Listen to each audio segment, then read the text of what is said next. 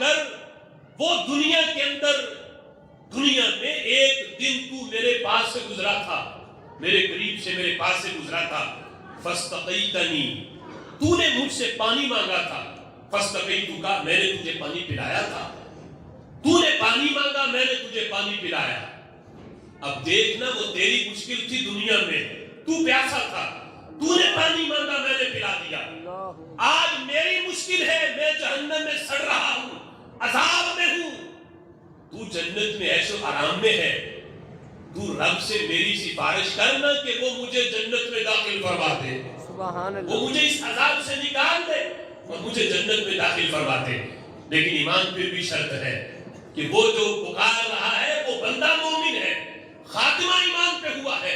ٹھیک ہے، تو نے اس نے تیری دنیا کی مشکل حل کی، تو ہے میرا جنتی بندہ، جنتی بندے کی مشکل اس نے حل کی ہے۔ جو میرے جنتی بندے کی مشکل حل کر دے میں اسے بھی جنت دے دیتا ہوں۔ ٹھیک ہے، تیرے کہنے پہ میرے آقا فرماتے ہیں اس جنتی کی سفارش پر رب ذوالجلال اسے بھی جنت میں داخل فرما دے گا۔ موضوع بڑا طویل ہے، آخری حدیث پیش کر کے گفتگو اختتام کی طرف لاتا ہوں۔ امام نسائی نے اس حدیث کو روایت کیا، میرے آقا فرماتے ہیں میں نے آج تک کسی بندے کو نہیں دیکھا کہ جو اپنے حق کی خاطر اتنا جھگڑا کرتا ہو جتنا جھگڑا قیامت کے دن مومن بندہ اپنے رب سے کرے گا۔ یہ لفظ ہے حدیث میں جھگڑے کے، لیکن یہ جھگڑا وہ نہیں کہ ہم کسی کا گریبان پکڑ لیں۔ یہ مثال دے کے میرے محبوب نے بیان کیا کہ جتنے اہتمام سے حق کسی سے لینا ہو تو بندہ بڑا وقت نکالتا ہے، پیسہ بھی لگاتا ہے اور اپنی پوری توجہ اس کی طرف کرتا ہے۔ تو یہ صرف تشبیہ کے لحاظ سے ہے، پر میں نے کسی کو نہیں دیکھا کہ وہ اپنا حق کے لیے اتنا جھگڑا کرے جتنا مومن بندہ اپنے رب سے کرے گا۔ یہ لفظ میرے محبوب نے بولے، فَمَنْ أَشَدُّ دِجَالًا مِنَ الْمُؤْمِنِينَ لِرَبِّهِمْ فِي الَّذِينَ أُدْخِلُوا النَّارَ، وہ مومن بندہ جھگڑا کرے گا اپنے رب سے اتنا شدید ہوگا کہ دنیا میں نے نہیں دیکھا کہ کسی بندے نے اتنا جھگڑا کسی سے کیا ہو اپنا حق لینے کے لیے۔ لیکن وہ مومن بندے کا جھگڑے کا موضوع کیا ہے؟ وہ ان بھائیوں کے بارے میں کہ جن کو جہنم میں داخل کر دیا گیا، ادخلوا النار، جہنم میں بیچ دیے گئے ہیں، چلے گئے ہیں جہنم میں۔ مومن کہیں گے ان کو جہنم میں بیچا کیوں گیا؟ اب یہ ایک محبت بڑا انداز ہے اور یہ اذن بھی تو رب نے ہی دیا ہے، وگرنہ قیامت کے دن اللہ کی اذن کے بغیر بول کون سکے گا؟ لیکن یہ جھگڑے کو میرے محبوب نے جھگڑے کا لفظ بول کے یہ وہی اس نوعیت کا جھگڑا ہے جو حضرت ابراہیم علیہ السلام کے بارے میں قرآن میں آتا ہے کہ انہوں نے قوم لوط کے بارے میں اللہ سے جھگڑا کیا کہ اللہ تو ان کو عذاب کیوں دیتا ہے، لیکن رب ذوالجلال اس کے باوجود قرآن میں فرماتا ہے کہ حضرت ابراہیم حلیم بھی ہیں، منیب بھی ہیں، بڑے رفیق بھی ہیں، رحم دل ہیں، حلیم ہیں۔ رب ذوالجلال اس کے باوجود انہیں حلیم کہتا ہے، تو پتا چلا اس جھگڑے کا اذن بھی اللہ نے اپنے خلیل کو خود ہی دیا ہوا ہے، تبھی تو وہ اس انداز میں گفتگو کر رہے ہیں۔ تو یہ اذن بھی اللہ کی طرف سے ہے۔ تو وہ بندے کہیں گے کیا؟ جھگڑا اللہ سے کریں گے تو انداز کیا ہوگا؟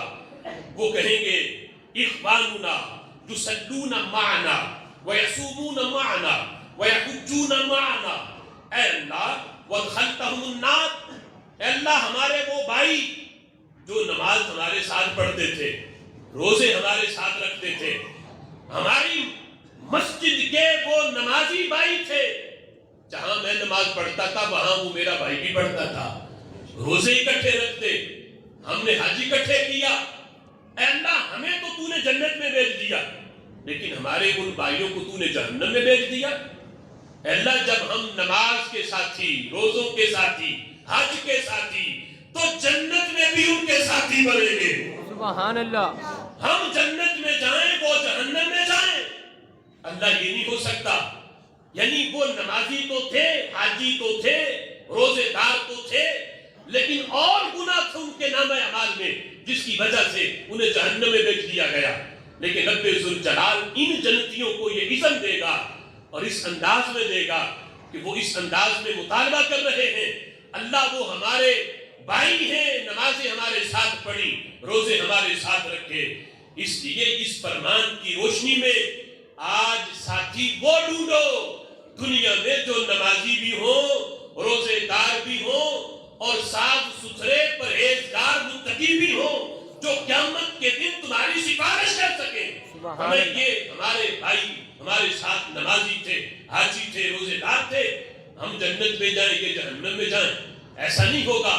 تو رب ذوالجلال انہیں فرمائے گا اذهبوا فمن عرفتهم ادخلوهم الجنہ، فرمایا جاؤ جہنم میں جس کو تم پہچانتے ہو، جس نے تمہارے ساتھ کبھی نماز پڑھی ہے، جس نے تمہارے ساتھ حج کیا ہے، تمہارے ساتھ مل کے کوئی نیکی کی ہے، جس کو تم پہچانتے ہو، ہاتھ اس کا پکڑ کے اسے بھی اپنے ساتھ جنت میں داخل کر دو۔ سبحان اللہ، اللہ اکبر۔ اب دیکھو وہ جہنمی جہنم میں ہاتھ ڈال کے ان کو نکالیں گے، لیکن میرے آقا فرماتے ہیں ان کا ہاتھ نہیں جلے گا، اللہ انہیں محفوظ رکھے گا، جہنم کی حرارت بھی ان تک نہیں آئے گی، اس لیے کہ وہ گئے اللہ کے اذن سے ہیں، اللہ کی مرضی سے گئے ہیں، اللہ کے اذن سے گئے ہیں۔ اللہ فرمائے گا جس کو تم پہچانتے ہو اس کا ہاتھ پکڑو، اسے بھی جنت میں لے جاؤ۔ یہ کتنا بڑا اذن ہے اور کتنی بڑے یہ میدان محشر کے سفارشی ہیں جو رب ذوالجلال کے اذن سے بنے ہوئے ہیں۔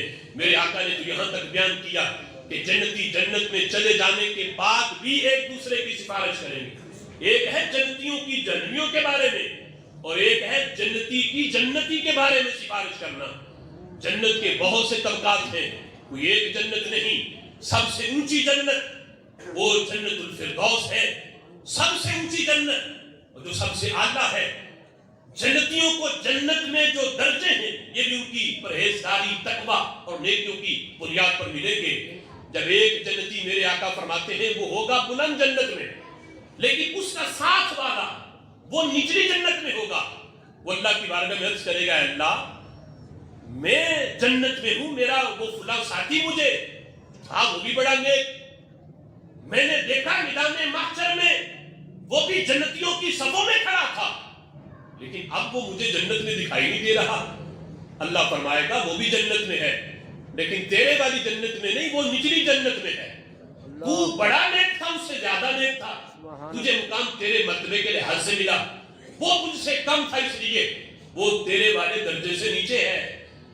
تو وہ بندہ کہے گا میرے آقا کا فرمان، حضور فرماتے وہ کہے گا قد عملت لی ولہم، میں نے عمل صرف اپنے لیے نہیں کیا تھا، میں جب بھی کوئی نیک عمل کرتا تھا اس کا ثواب میں دوسروں کو بھی پہنچاتا تھا، سبحان اللہ، اس کا ثواب میں اس کو بھی دیتا تھا۔ لی میں نے یہ عمل اپنے لیے بھی کیا، جس عمل کی وجہ سے مجھے درجہ اوپر والا ملا ہے، اے اللہ وہ عمل میں نے اپنے لیے بھی کیا، میں نے ان کے لیے بھی کیا، اس کا ثواب میں انہیں بھی پہنچا دیتا تھا، وَلَهُمْ اِسَالِ ثواب کرتا تھا۔